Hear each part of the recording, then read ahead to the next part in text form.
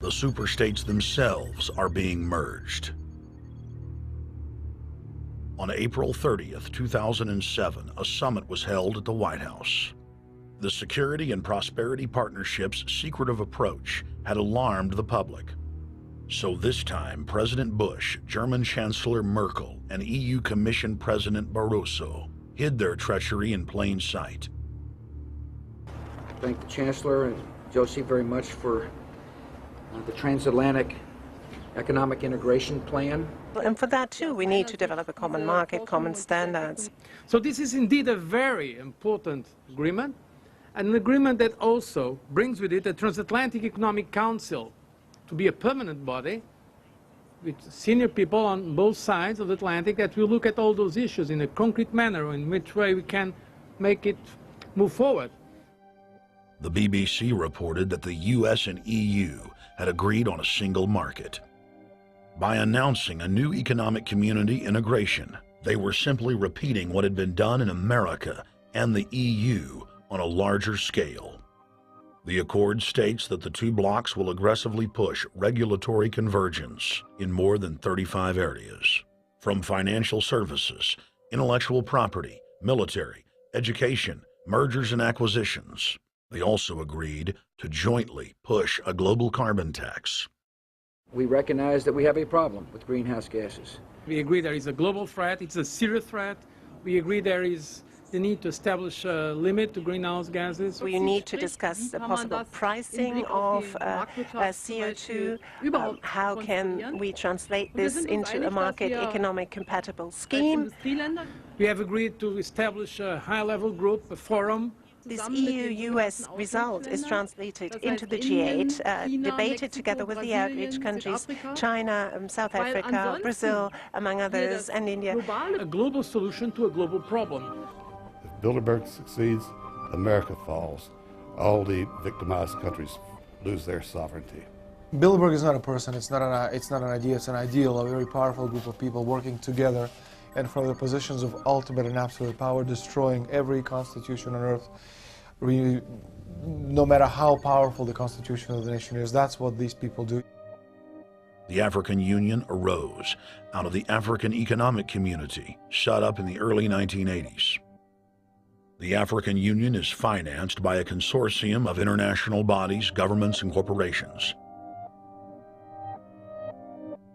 The African Union Army serves as an enforcement arm for the New World Order's exploitation of Africa. In Asia, APEC and ASEAN have announced plans to form the Asian Union, consisting of Asian and Pacific nations, having more than 3 billion people within its borders.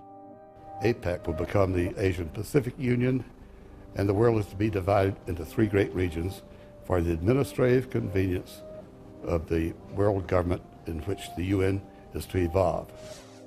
As the unions form individually, they are simultaneously merged to form the first planetary government. They're trying to destroy every nation on earth which is trying to promote progress, because these people basically they are landowners. They don't need progress because they control the land. If you take the most powerful man in London, the people who belong to the Council and the Committee of 300, who belong to the Bilderbergers, the British royalty, the Guelphs, the black nobility of Venice and Genoa, these people they're landowners.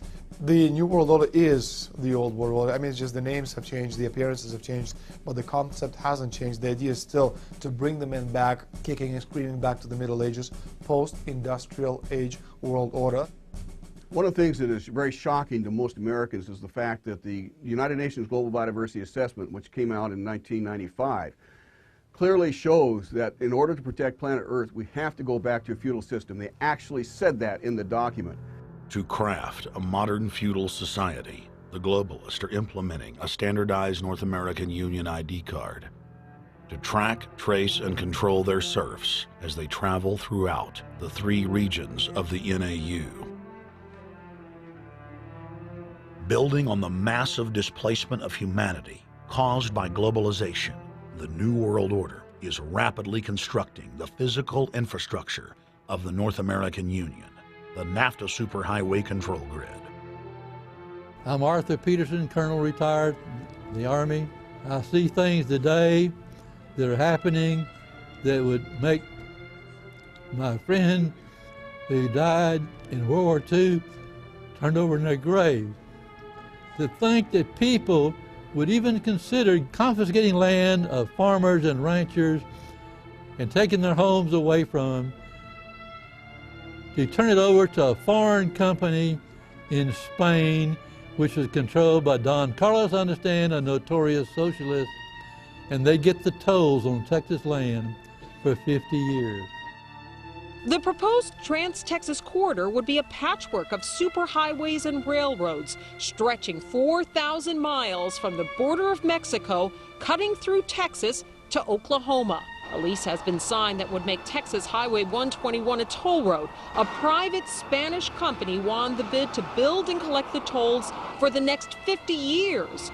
These deals with private companies are being negotiated largely in secret, and many state lawmakers are worried taxpayers are being sold down the road. Critics say it's a threat to our national security.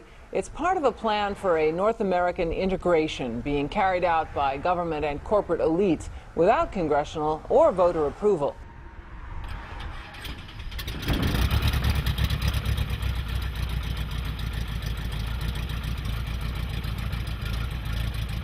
We took to the air over central Texas to get a bird's eye view of the Trans-Texas Corridor, which is under construction and will form the heart of the Trans-NAFTA superhighway system.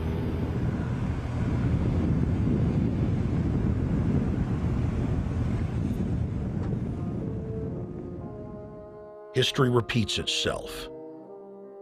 2,000 years ago, all roads led to Rome. Rome constructed and maintained more than 10,000 miles of roads throughout its empire.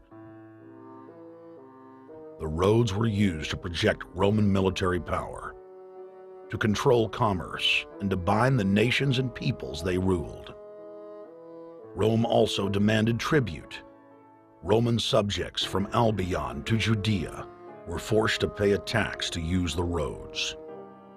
The Romans would then use the tax to dominate their subjects.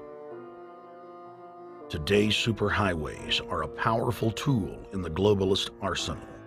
They are instrumental in tearing down national borders and merging nation-states into larger confederations. Foreign governments and corporations are predatorily seizing infrastructure across North America, but nowhere has their attack been greater than in Texas. Texas is the front line. Over 8,000 miles of existing roads and land are being handed over to government-backed foreign companies. Foreign companies buy the legislators, who then turn over complete control to the same foreigners who finance their campaigns. Government power is then illegally transferred to unelected quasi-governmental regional boards that circumvent local governments and the will of the people.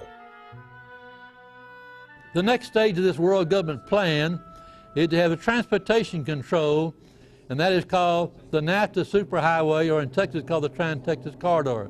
It confiscates 584,000 acres of land to be transferred into control of a Spanish company which will collect tolls in Texas for the next 50 years, and there's no limit in the amount of tolls that can be collected. More than 80 federal and state highways have been designated as international arteries. The I-35 NAFTA corridor starts deep inside Mexico and travels through the middle of the United States and ends in central Canada. Container ships from Asia dump their cargo on the Pacific side of Mexico. It then travels duty-free by rail to the new Kansas City inland port, now considered sovereign soil of Mexico, in the heart of the United States. Under international agreements, predominantly foreign companies are placing tolls on already existing paid-for roads. Federal, state, and corporate documents show that they will then use the revenue raised to build up the transportation infrastructure of Mexico, not the United States or Canada, so foreign-made products can pour in even faster from Mexico.